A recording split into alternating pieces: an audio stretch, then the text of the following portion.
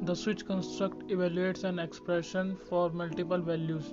The switch statement is followed by an expression that tests the value of the expression against the list of values, which can be the integer, character, or string constants.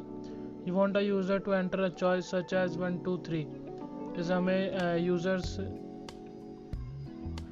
हमने user को option दे रखे हैं 1 2 3, उसमें से किसी एक को user को चूज़ करना है.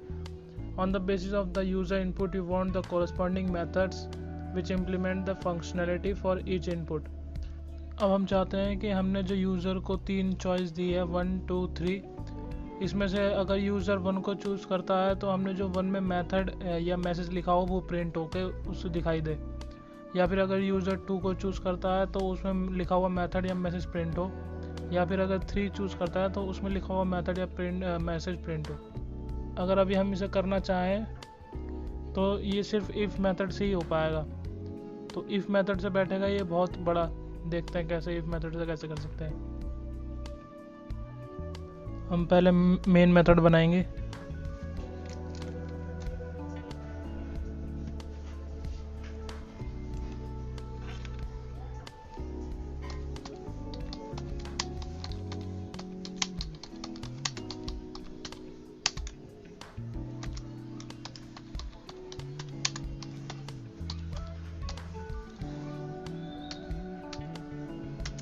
अब जैसे मान लेते हैं कि हमें एक प्रोग्राम बनाना है जिसमें बच्चे की एज वाइज उसकी एबिलिटी के बारे में लिखना है. जैसे अगर उसका एज 1 साल है तो वो उसका एबिलिटी लिखना है कि वो क्या कर सकता है. अगर उसकी एज 2 साल है तो उसकी एबिलिटी लिखनी है. और उसकी अगर एज 3 साल है तो उसकी एबिलिटी लिखनी है. तो लिखते हैं उसको. एक वेरिएबल डिक्लेयर करेंगे.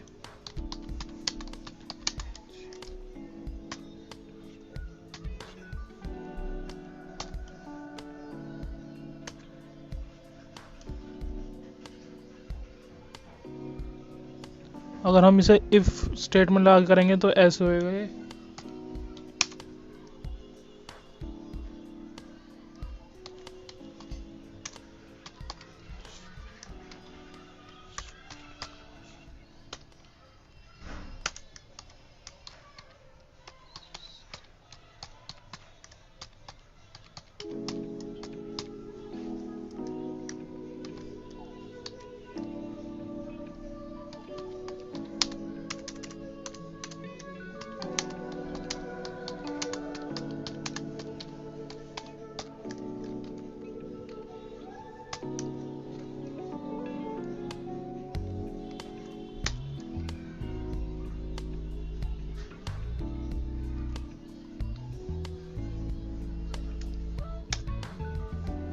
अगर उसकी एज 1 है तो ही और शी कैन क्रॉल.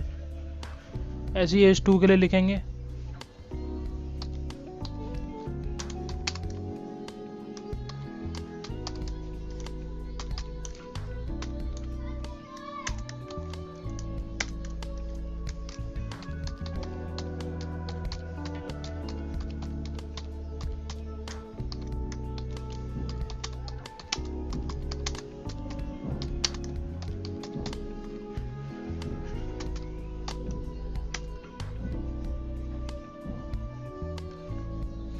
ऐसी सेम एज 3 के लिए होगा. कॉपी करके इसी को पेस्ट कर देते हैं.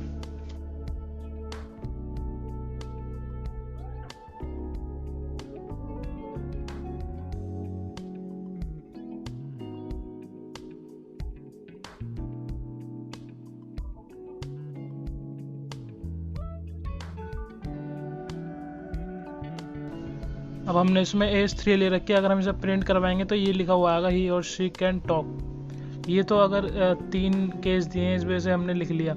अगर ये हमें 10 केस देने हो तो ये बहुत बड़ा काम हो जाएगा. बार बार इफ़ स्टेटमेंट लगानी पड़ेगी. इसलिए हम इसमें स्विच स्टेटमेंट का यूज़ करेंगे. स्विच केस का यूज़ करेंगे. देखते हैं.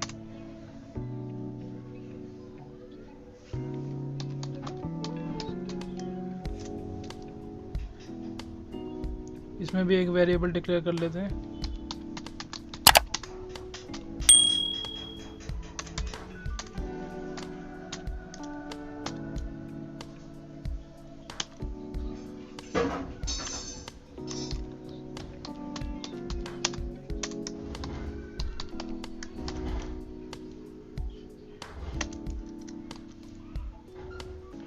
इसमें केस लगेंगे, केस 1, केस 2, केस 3।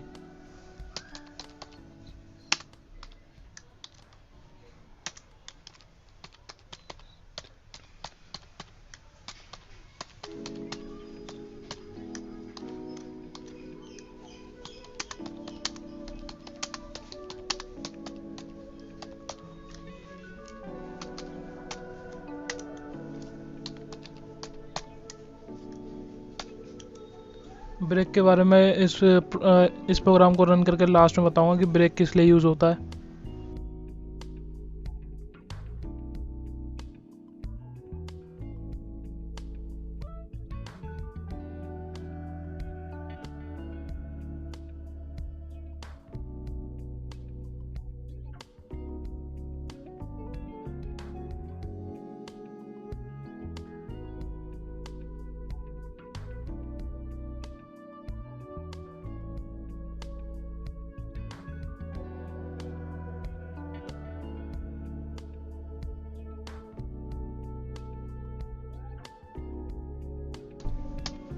डिफ़ॉल्ट के बारे में भी बताऊंगा अभी थोड़ी देर में।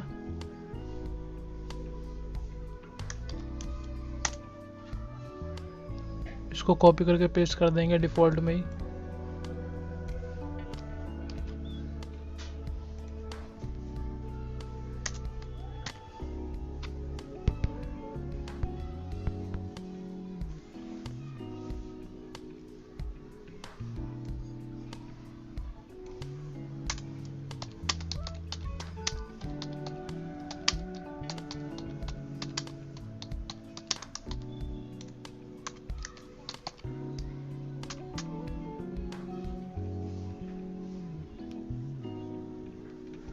अगर इसमें और ज़्यादा केस होते तो ज़्यादा केस भी लगा सकते हैं, केस 10, केस 11, केस 12, कितने भी केस लगा सकते हैं इसमें। अब इसमें हमने वेरिएबल ले रखा है इंटेज 3। इंटेज 3 तो कंपाइलर पहले जाएगा केस 1 पे, केस 1 नहीं है तो वो डायरेक्ट जाएगा केस 2 पे, केस 2 भी नहीं है तो केस 3 पे जाएगा सीधा, और वो इसको प्रिंट करवा देगा। कंपाइलर 1-1 पार्ट करके ही आगे जाता है।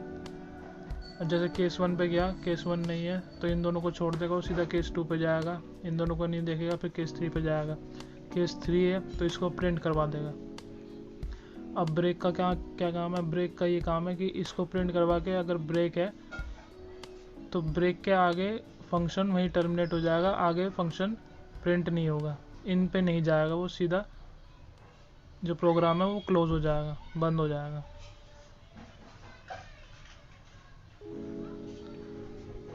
अगर हम इसकी जगह पे केस 3 की जगह केस 1 पे लिख दें तो वो इसको प्रिंट करवा के सीधा फंक्शन बंद कर देगा, केस 2 केस 3 पे नहीं जाएगा। अगर हम ब्रेक नहीं लिखेंगे तो वो केस 1 तो प्रिंट करवाएगा ही, केस 2 भी प्रिंट करवा देगा और केस 3 भी प्रिंट करवा देगा, जो हमें नहीं चाहिए। और डिफ़ॉल्ट का काम है, अगर केस 1, केस 2, केस 3 यही है, यही चॉइस दे रखी है हमने और यूज़र ने डाल दी 4, तो वो तो हमने नहीं दे रखा, तो वो डिफ़ॉल्ट पे जाके इसको प्रिंट करवा देगा, I don't know about your age. और इसको रन करा के देखते हैं, फाइल, सेव और रन फाइल।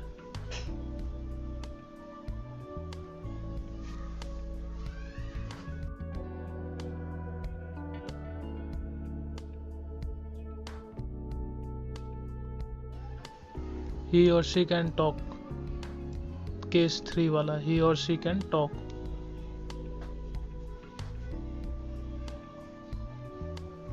अगर मैं इससे ब्रेक हटा दूं तो ये इसे भी प्रिंट करवा देगा।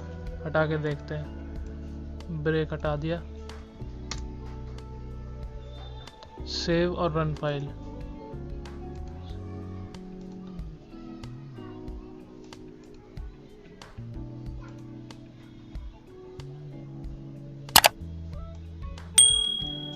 he or she can talk, I don't know about your age। करवा दिया ना दोनों प्रिंट, इसलिए ब्रेक लगाते हैं हम इसमें।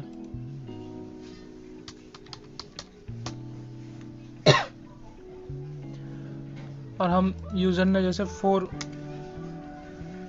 4 इनपुट दे दिया और हमने केस 3 ही दे रखे हैं, तो वो क्या प्रिंट करवा के देखते हैं, फाइल, सेव रन फाइल, फिर वो डिफ़ॉल्ट वाला प्रिंट करवाएगा।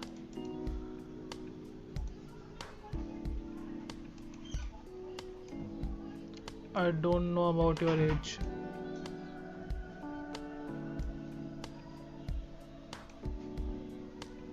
यही है स्विच केस।